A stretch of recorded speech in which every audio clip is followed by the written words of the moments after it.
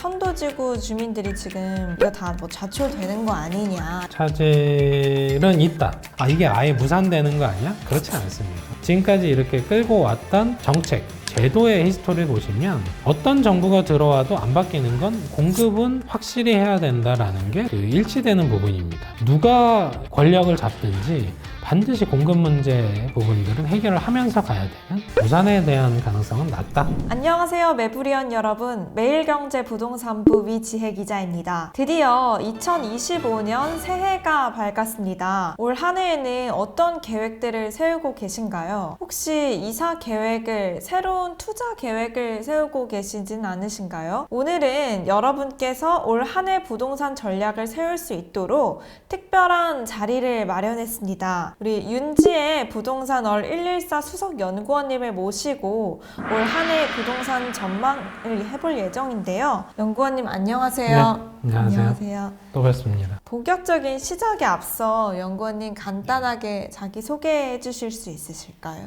부동산 R114는 익히 들어서 아실 거고 데이터 제공하는 쪽에서 활동을 하고 있고요. 어떤 정보가 더 유의미한지 이런 것들을 알려주는 그런 역할을 하려고 노력하고 있는 사람이다. 네, 작년 한 해 많이 바쁘셨는데요. 부동산 뉴스 작년에 있었던 것 중에 가장 중요하다고 생각하는 뉴스 1위를 뽑자면 어떤 게 있었을까요? 시장에서 주목했던 것들은 금리 인하였을 것 같아요. 작년 말에 정부에서 전방위적인 대출 규제를 본격적으로 시작을 하면서 키워드가 금리 인하보다는 대출 규제 쪽으로 나중에 넘어갔죠. 윤석열 정부에서는 대출 규제가 완화적이었거든요. 그러다 보니까 수요자가 인식할 때는 좀 충격적이었던 거죠. 물론 이제 가계부채를 관리해야 된다라는 대승적인 목표가 있긴 했는데 그 이면에는 원래 윤석열 정부가 거래시장을 좀 정상화하려고 했었거든요. 거래시장이 사실은 작년을 돌아보시면 서울 혹은 수도권 중심으로만 좀 살아난 거거든요. 거기에 이제 가계부채가 좀 엮였을 뿐인데 거래시장 정상화가 되자마자 대출 규제가 훅 들어왔다 이렇게 볼 수가 있고요. 그래서 뭐 키워드는 대출 규제로 보시는 게 맞을 것 같습니다. 말씀하신 대로 대출 규제가 굉장히 중요한 키워드였는데요. 또 이제 뉴스로서 가장 또 커다란 뉴스는 아무래도 계엄령과 탄핵 전국인 것 같아요. 이런 여러 가지 현상들이 겹치면서 저희가 굉장히 혼란스러운 2025년을 맞았습니다. 그래서 부동산 시장 같은 경우에도 지금은 좀 얼어붙은 그런 분위기인데요. 이런 분위기는 좀 언제쯤이면 풀릴 것 같다고 보시나요? 아마 2분기 좀 지나가면서 정치적인 이슈들도 좀 개선이 될 것 같고요. 그 사이에 또 대출 규제의 영향에 따라서 풍선 효과들이 좀 발생하다 보니까 아마 전월세 시장이 좀 뜨거울 거다 이렇게 볼 수가 있거든요. 그러다 보면 이 2분기 진입하는 이 시점부터는 조금 실수요자 중심으로는 좀 마음이 급해질 수 있고요. 주거 형태의 이 부동산을 의식주 개념의 필수제로 볼 거냐 혹은 선택제로 볼 거냐, 그걸 이제 선택제로 보면 2분기에도 못 살아나는 게 정상이고요. 근데 이걸 필수제 개념에서 보시면 거주 문제가 해결이 안 되면 그 수요가 어디로 가냐를 보면 전망이 달라지는 거거든요. 제 관점에서는 주택은 필수제가 맞습니다. 금리 인상기 때도 좀 착각을 하셨던 게 그 수요는 이연되는 겁니다. 사라지는 게 아니고. 그래서 필수제 시장의 특징은 수요가 사라지는 게 아니고 언제 결정할 거냐에 대한 그 관점들이 달라지는 거예요. 그 관점에서 보신다면 올해 2분기 정도 진입했을 때 봄 이사철 진입하잖아요. 그 시점과 맞물려서 전월세 시장 쪽이 불안하면 또다시 매매 시장 쪽으로 수요가 이동하는 것들을 보게 될 거다 정도가 현재 보고 있는 관점입니다.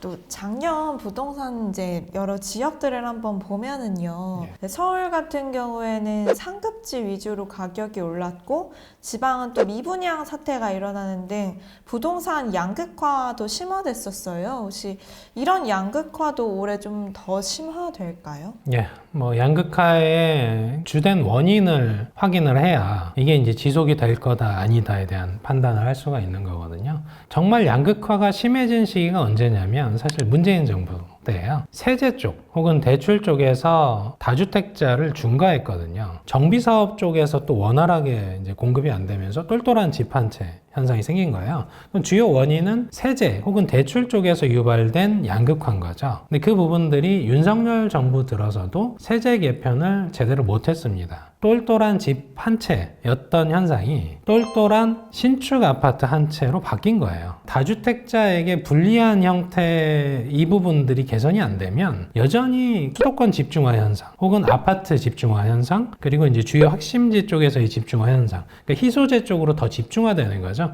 왜냐하면 가지고 있는 자산이 여러 개인 게 중요한 게 아니고 하나를 좋은 걸 가지고 있는 게 오히려 자산 가치 면에서 굉장히 유리하거든요. 세제적인 측면도 그렇고 그런 부분들 때문에 지금의 양극화가 어떻게 보면 초양극화로 되는 거잖아요. 지방이 살아나려면 지방 쪽으로 가서 세컨드 주택을 사는 수요가 있어야 되는 거잖아요. 근데 지금의 세제상에서는 굳이 그럴 필요가 없는 거죠. 세금이 중과 중이기 때문에 다주택자는 지금 구매 수요로 작동하는 게 아니고 매도 수요로 작동을 하거든요. 근데 그 중에서 똘똘한 게 있고 덜 똘똘한 게 있잖아요. 그 다주택자가 매도할 때 가장 먼저 파는 건 덜 똘똘한 걸 먼저 팔잖아요. 그러니까 더 안 팔리고 수요자들은 더 똘똘한 것들을 원하고 이러다 보니까 이 부분들이 이제 계속적으로 지방은 침체돼 있고 서울 수도권은 이제 뭐 어떻게 보면 좀 잘 나가는 그런 형태들의 그 이면에 세제 개편 지연 이슈가 있다라는 걸 설명을 드립니다. 그래서 이 부분들은 계속될 거다.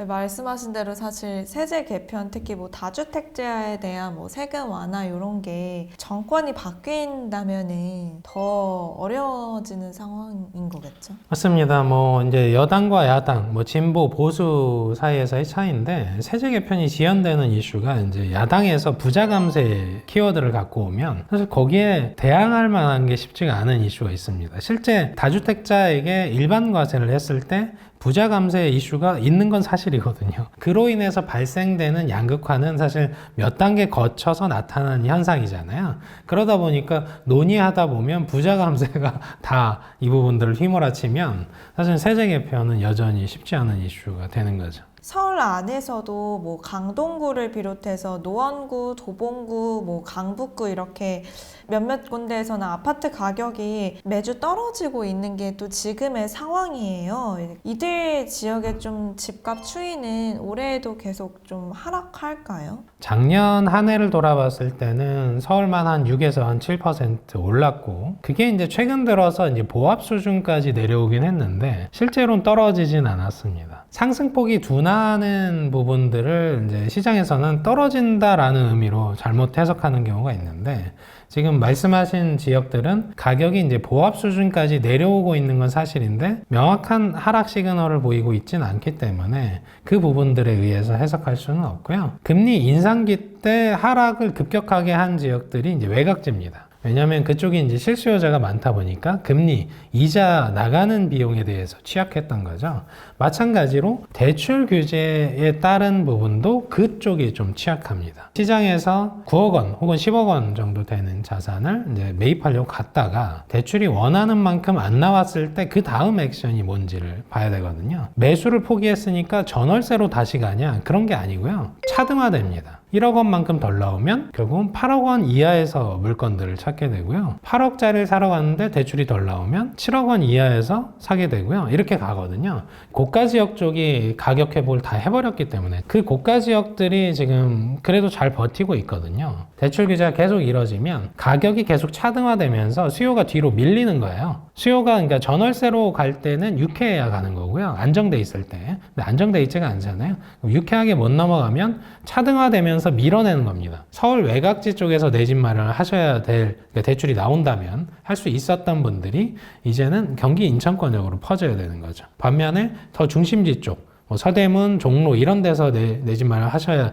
됐던 분들이 이제 은평 이렇게 밀리는 거죠. 뭐 그런 식으로 현상이 되기 때문에 주거에 대한 수요가 필수제라는 것들을 감안을 하신다면 이 수요는 계속 차등화되는 겁니다. 차등화되면서 밀리면서 이 부분 아까 말씀하신 그 지역, 중저가 지역 쪽으로 수요가 오히려 들어오는 이슈가 돼요. 아까 설명드린 한 2분기 정도 되면 지금의 대출 규제 환경에서도 내 집 마련이 가능한 쪽, 외곽지 쪽도 사실은 분위기가, 온기가 좀 퍼질 걸로 보고 있습니다. 그럼 올해 같은 경우에는 지금의 대출 규제가 계속된다면 뭐 노도강이나 금관구 지역들도 이제 2분기 때부터는 집값이 오를 수 있다는 거예요. 사실은 이런 거예요. 사실은 온기가 원래 퍼지고 있었습니다. 원래 온기가 퍼지던 중에 대출 규제가 들어오면서 갑자기 끊긴 거예요. 대출 규제로 찍어 누르면 일단 찍어 눌리긴 합니다. 눌렸을 때 그 수요가 일단 퍼지는 데가 전월세일 뿐인 거예요.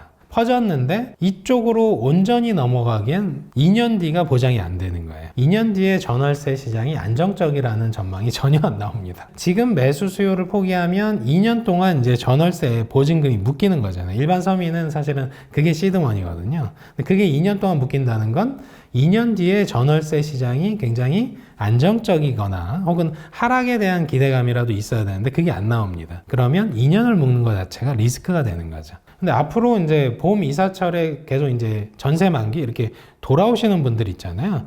그분들을 또 찍어 누를 수 있는지 또 한번 생각해 보실 부분이 있습니다. 계절성이 있다는 거예요. 임대차는 전월세 시장 쪽에 머무르는 것들이 불안해지면 불안해질수록 내 집 마련 쪽으로 넘어오는 경향성이 커진다라는 것들을 설명을 드립니다. 최근에 GTX-A도 북부 구간이 개통되면서 파주도 또 주목을 받고 있거든요. 이제 뭐 GTX-B, C 노선도 지금 줄줄이 대기하고 있는 이런 상황인데요. 경기나 인천의 지역 중에서 특별히 좀 주목하시는 지역이 있을까요? GTX 호재가 있어도 각자 본인들이 추구하는 생활권이라는 게 존재하거든요. 본인이 대출이 되는 선에서 본인의 직장, 교육 뭐 이런 부분들 고려했을 때 가장 최적화된 생활권이 어딘가가 사실은 더 중요하다는 거예요. 제가 이제 마포에 거주하는데 GTX 개통이 뭐 하남까지 연장이 된다. 그럼 하남에 가서 이렇게 내 집 마련을 한다라는 게 되게 이상한 거라는 거예요. 무슨 얘기냐면 자기 생활권 내에서 GTX 이슈에 대한 것들을 봐야 된다라는 걸 설명을 드리는 거고요. 마찬가지로 갑자기 이제 파주에 관심이 없다가 파주에 GTX 개통되니까 거기 가서 난 내 집 마련해야지 그런 거는 그렇게 잘 일어나진 않습니다. 다만 내가 저기 가서 이제 자산가치 이익을 보겠다 할 때는 의미가 있거든요. 그래서 그런 경우라면 되도록 외곽지 쪽, GTX의 사실은 끝쪽에 해당되는 곳들에 더 집중하시는 게 맞겠죠. GTX가 A, B, C, D, E, F 이렇게 많잖아요. A, B, C, D, E, F 중에서 외곽지 쪽에 위치한 그런 쪽에서 오히려 이게 개통돼서 수혜를 누리기 전에 가격에 들어오시면 차라리 거기서는 수익률은 좀 더 높을 수 있다 이렇게 볼 수 있습니다. 예. 이제 또 재건축 재개발 얘기를 해볼 건데요. 재건축 재개발 이슈 같은 경우에는 가장 또 정권에 영향을 많이 받잖아요. 1기 신도시 선도지구 같은 경우에는 윤석열 정부에서 추진하던 정책이다 보니까 좀 선도지구 주민들이 지금 이거 다 뭐 좌초되는 거 아니냐 이런 걱정이 많은 것 같아요. 연구원님께서 보시기에는 다음 정부가 들어선다면 이 사업이 좀 차질 없이 진행될 것 같으실까요? 차질은 있다. 정치적인 불안 아니더라도 원래 지연 사유가 있었어요. 왜냐하면 임기 내에 착공하려고 했었거든요. 2025년에 기본계획 마련하고 관리처분계획까지 이제 2026년까지 하고 2주 철거를 해야 착공을 하잖아요. 근데 2027년 임기 내 착공이었으니까 2027년 5월 전에 착공을 하려던 거였어요. 그 관점에서 보면 애초에 이게 쉽지가 않은 이 부분 때문에 원래는 지연 이슈가 있었고요. 다만 여기서 이제 좀 주의하실 부분은 그런 이제 극단적인 관점인 거죠. 아, 이게 아예 무산되는 거 아니야? 그렇지 않습니다. 왜 그러냐면 1기 신도시 재정비 이슈가 왜 나왔는지부터 일단 생각을 해보셔야 돼요. 과거에 우리가 문재인 정부에서 비판을 많이 받았던 게 결국은 부동산 정책이었잖아요. 그 정책 실기의 주요 원인이 뭐였냐면 공급을 너무 간과하고 있었던 거죠. 공급의 중요도에 대해서. 그러다 보니까 정비 사업들을 다 투기과열직으로 묶어서 이 지역에서 재개발 재건축이 일어나기 어렵게 만들었던 게 일단 패착이었어요. 그게 똘똘한 집 한 채 현상의 시발점이거든요. 그러다 보니까 부랴부랴 3기 신도시 공급 계획을 만든 게 문재인 정부. 역세권 중심으로 이제 고밀화 이슈들을 끌고 왔던 게 또 문재인 정부고요. 3기 신도시를 포함한 250만 호 공급 계획을 결국 세웠던 게 문재인 정부죠. 그걸 이제 윤석열 정부에 와서 270만 호 플러스 알파 계획으로 확장해 놓은 거예요. 근데 거기에 이 노후계획도시 정비와 관련된 이 특별법은 야당과의 동의하에 법안을 아예 만들었죠. 거기에 이제 선도지구를 첫 번째로 지정을 한 거잖아요. 그래서 이런 이면들, 지금까지 이렇게 끌고 왔던 정책, 제도의 히스토리를 보시면 어떤 정부가 들어와도 안 바뀌는 건 공급은 확실히 해야 된다라는 게 정확한 그 일치되는 부분입니다. 정권 차원 혹은 이 정치적인 불안감들하고는 별개로 누가 권력을 잡든지 반드시 공급 문제 부분들은 해결을 하면서 가야 되는 상황이다 볼 수 있습니다. 그래서 무산에 대한 가능성은 낮다라고 보시는 게 맞을 것 같습니다. 예. 근데 이제 그린벨트 해제나 재개발 재건축 특례법 제정 요거를 통해서 이제 정비 사업 단계를 축소한다. 요것도 사실 윤석열 정부에서 추진을 했던 정책인데요. 요 부분은 사실 좀 뭐 민주당과는 좀 결이 다른 요런 법안들과 정책인 것 같아요. 이 부분도 좀뭐 다음 정부에서 변함없이 추진이 될 거라고 보시는지. 이것도 이제 공감대가 형성이 돼 있고요. 이것도 히스토리를 설명을 드리면 과거에 이제 문재인 정부에서 서울시 차원의 이제 그린벨트 해제 요청을 했던 적이 있습니다. 그때 박원순 서울시장이 반대를 해서 무산됐죠. 그러면 지난 정부도 그린벨트 해제를 요구를 했던 거죠. 마찬가지로 현 정부에서 오세훈 서울시장이 그린벨트 해제를 협조하면서 청년, 신혼부부 세대에게 서울의 서리풀 지구 만세대를 이제 안배를 하잖아요. 취약계층에게 주거공간, 그러니까 서민 주거주택 공간을 마련한다는 취지 부분들에 사실은 뭐 야당이라 그래서 반대할 명분이 있는 건 아니고요. 그린벨트 해제와 관련된 부분은 이것도 결국은 얼마나 오래 걸릴 거냐, 지연될 수 있는 이슈가 있을 뿐이지 결국은 공감대는 형성이 돼 있다 이렇게 볼 수가 있고요. 그 부분들에 대한 것들은 관점이 동일한데 달라지는 점은 뭐 이런 부분들이 좀 달라질 수 있을 것 같습니다. 만약에 야당 쪽에서 이 법안들을 이제 검토를 할 때 항상 신경 쓰는 부분들이 이제 민간 기업 쪽에서 들어왔을 때 너무 수익 추구를 한다라고 보는 경향들이 있거든요. 그러다 보니까 공공이 좀 주도하길 바라는 그런 경향성들이 있어요. 그래서 문재인 정부에서도 이 고밀개발 이슈들, 역세권 공공주택 지구인가 뭐 이런 형태들의 그 개발 사업들을 추진을 할 때 그때 이제 공공 위주로 왔을 때만 이제 분양가 상한제를 좀 빼주고 뭐 그런 형태들로 완화적으로 하고 민간 쪽에서는 이제 개입할 수 없게 하는 부분들이 있었다면 그런 이제 플레이어가 누가 될 거냐, 주가 누가 될 거냐 해서 공공이냐 민간이냐에 대한 것들은 좀 달라질 수 있습니다. 예.